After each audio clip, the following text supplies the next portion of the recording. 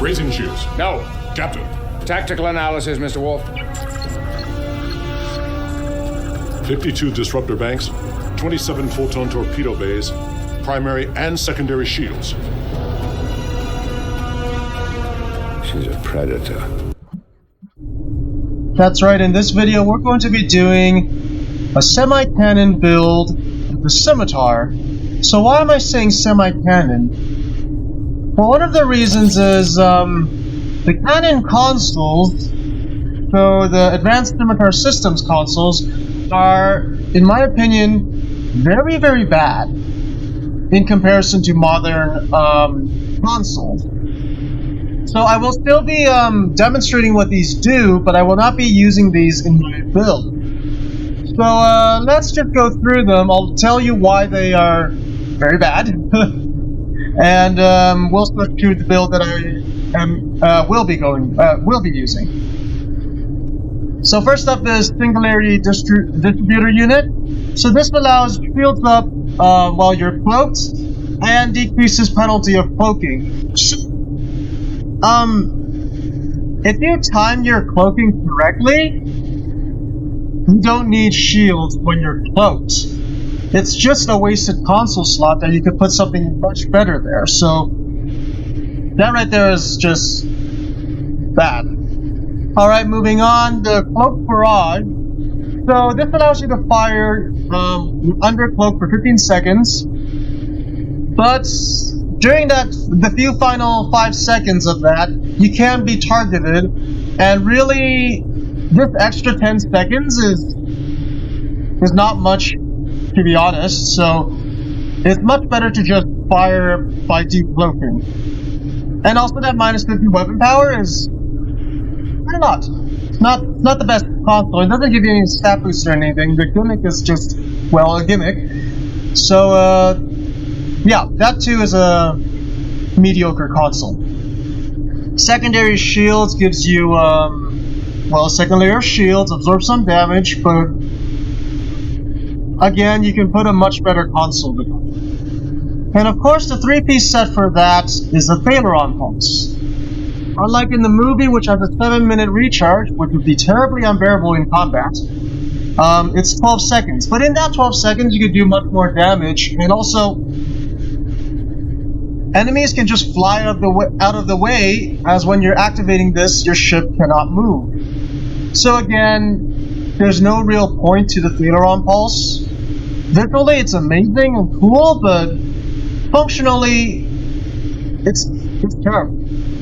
And the passive releases a cloud of radiation, Thaleron radiation, when you get destroyed, but again, the use of it is very, very situational and leaning on pretty much useless.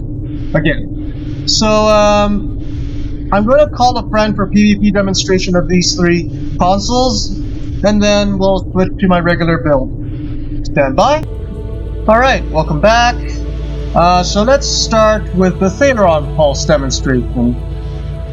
So let's put all my power to auxiliary, which boosts it, although not very much. It even says though that auxiliary power and particle generator skill can boost it, but not as high as any other attack. So it's already nerfed by default, which is, yeah. All right, let's do it. Warning, ship is under attack.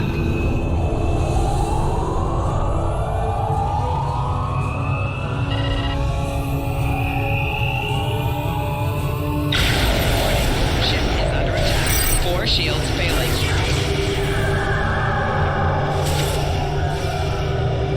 The animation sometimes always bugs a bit. That didn't make sense, sorry. Sometimes the animation bugs. Yeah, I couldn't even do half the damage that, half of the guy's HP. And if I were firing weapons normally, in less than 12 seconds, I would be able to destroy it.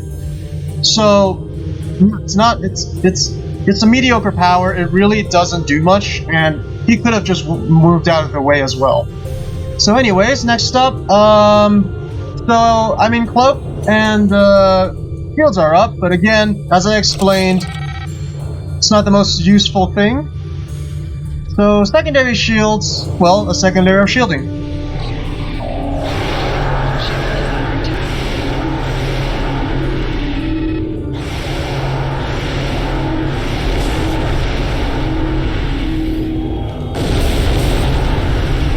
4 shields failing.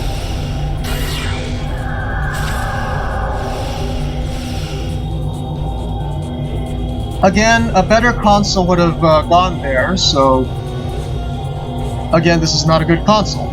Next up is the Cloaked Barrage. As I explained, you can fire under cloak and not be detected for about 10 seconds out of that 15. In the final 5 seconds, they will be able to target you. So let's do that. Warning. Ship is under attack. Target's shields have failed.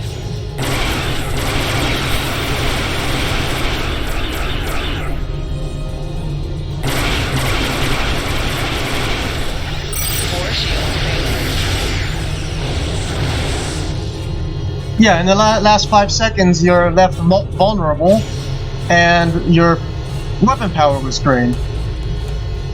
So then now, let me just put to my regular build for this, and see how fast I can destroy him.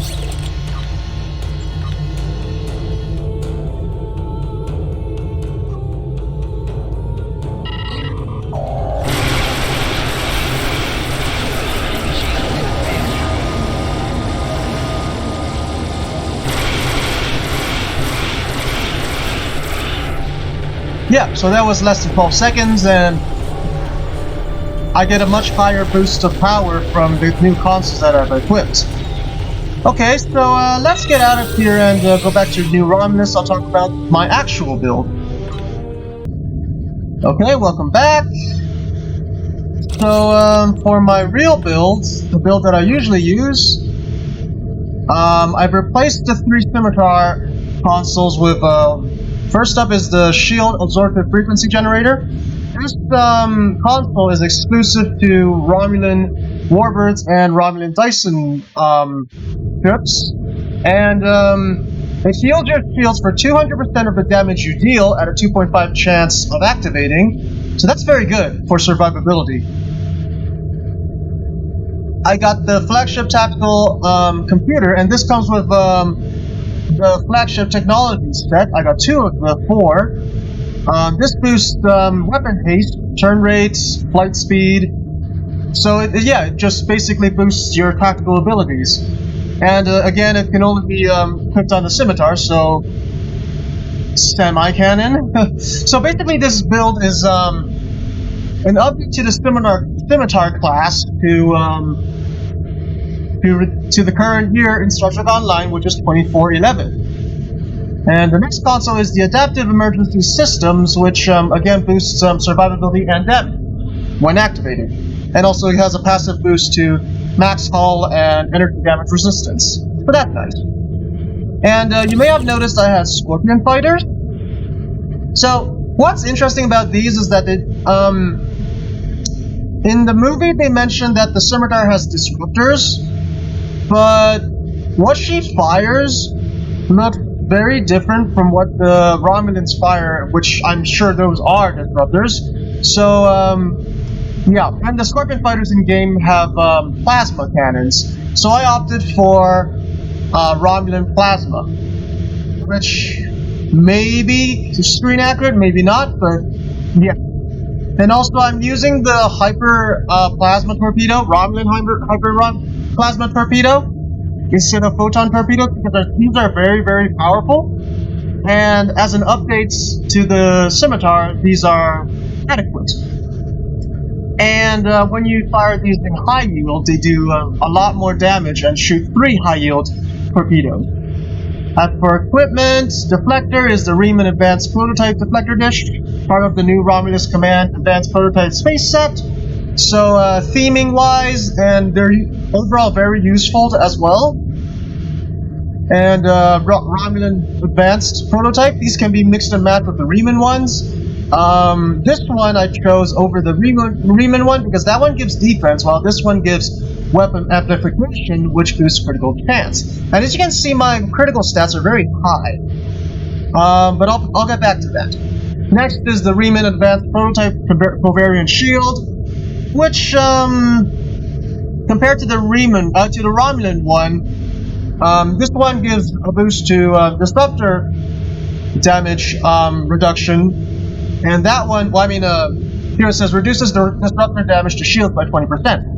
The Romulan one reduces phasers, so I opted for disruptor because there's a lot more enemies that deal disruptor damage compared to phaser damage, and also that's what I usually fight anyways. The Elite Fleet Sustained Programmatter Singularity Core with Amp Overload and Singularity Overload.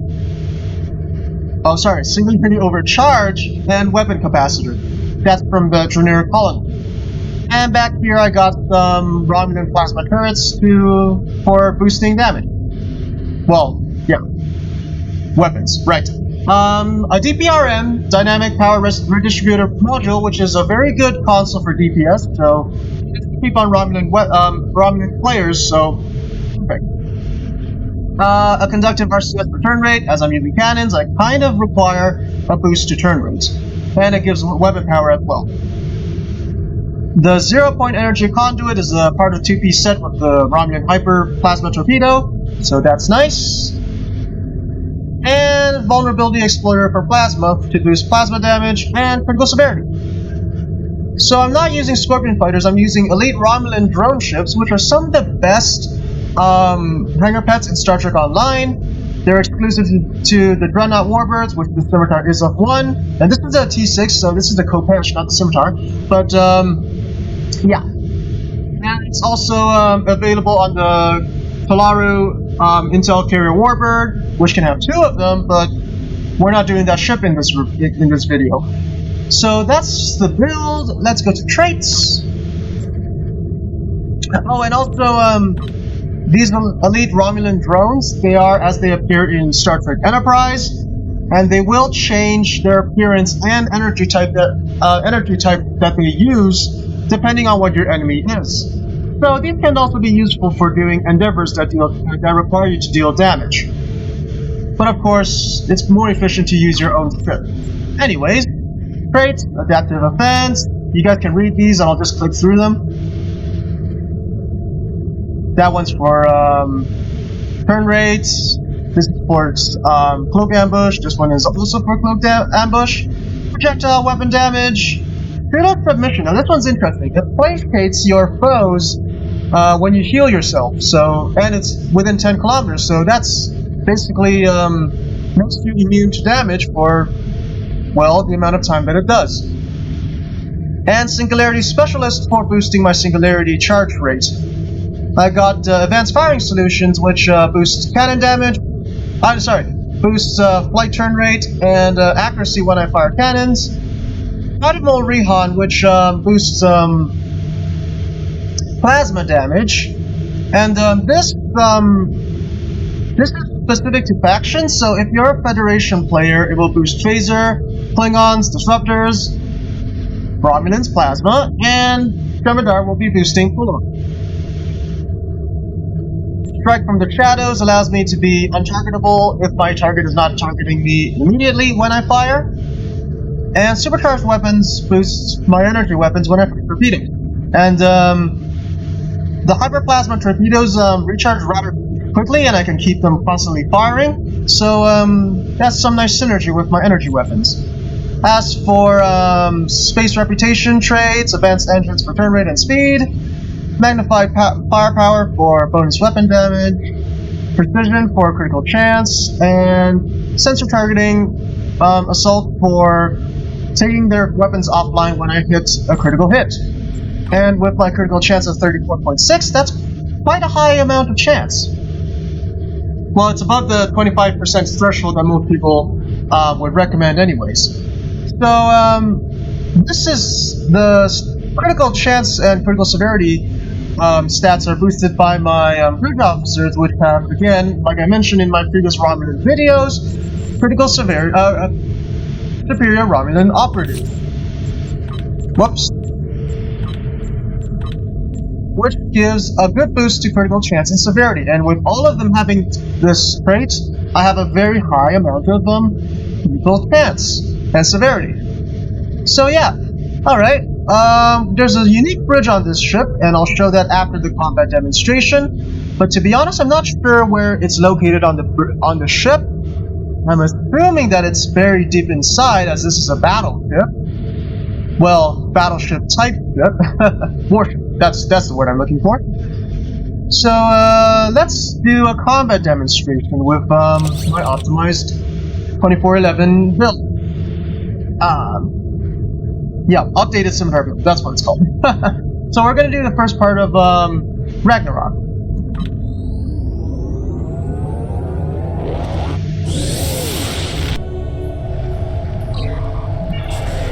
We must get the Tax Udat to the Enterprise.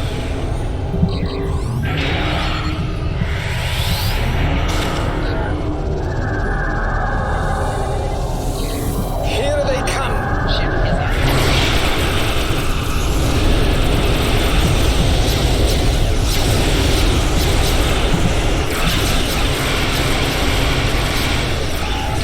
All ships defend the Enterprise at all costs.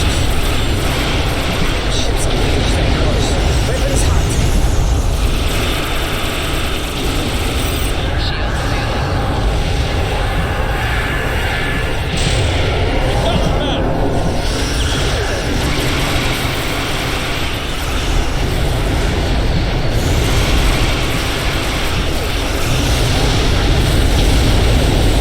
Going. Must reach the Enterprise. We're almost the Terran ships ahead. They're trying to intercept us. You're a little late to the party. Too late, in fact. Terran forces, this is the Admiral.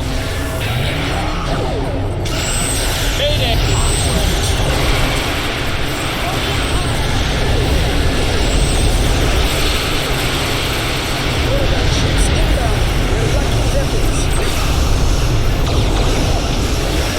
All ships defend the Enterprise at all costs. Terran ships are attacking the Enterprise.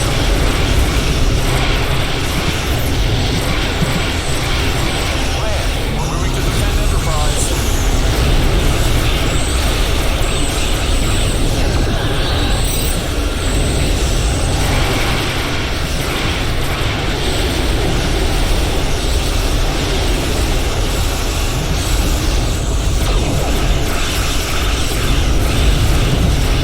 Leading boarding parties on Enterprise.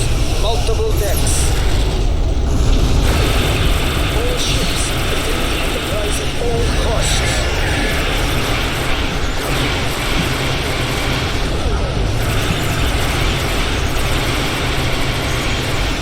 Engaging hostiles, command. What's the clock?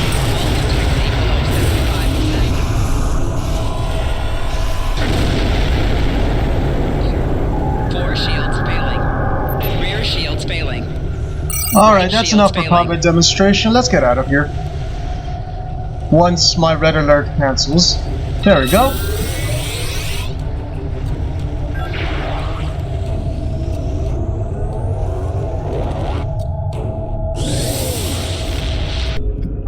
Alright, welcome to the bridge. So, in terms of screen accuracy, it's almost there. There's a few things that look a bit off. So, in Nemesis, these front two consoles have chairs, and they're slightly more sunken into the ground. Whereas the version in Star Trek Online, one of my bridge officers that is stationed there is standing up. So it's all nice and jagged, just like in the movie. So that's nice. The floors are lit up though, and we know in the movie that the floors are dark. So that's a bit different, but that's okay. Oh, right, we can sit down in the captain's chair, and there's a replicator here, just like in the movie, which Shinzon uses. You can contact duty officers here. This bridge officer will allow you to choose your small craft, and you can also access the Thaleron chamber in this ship. So let's get to that. And you can activate the Thaleron generator by clicking here. And the effect is very screen accurate, so that's nice. If we continue on this side, this is where you access library files, and your account bank is right here. And no, you cannot access the turbo lift or go to any other decks, it's just the bridge, but the bridge is pretty well detailed, and I'd say pretty well sized as well. Not overly large like some of the other bridges available in Star Trek Online. Alright, so that's it for this Semi-Canon updated retrofitted or whatever you want to call it build. Thanks for watching. Please subscribe and ring the notification bell to be notified of videos. Helps out my channel quite a lot, and it's free, so why not? And I have a Patreon now if you want to support me that way. Link in the description below. I'll see you guys next time. Bye.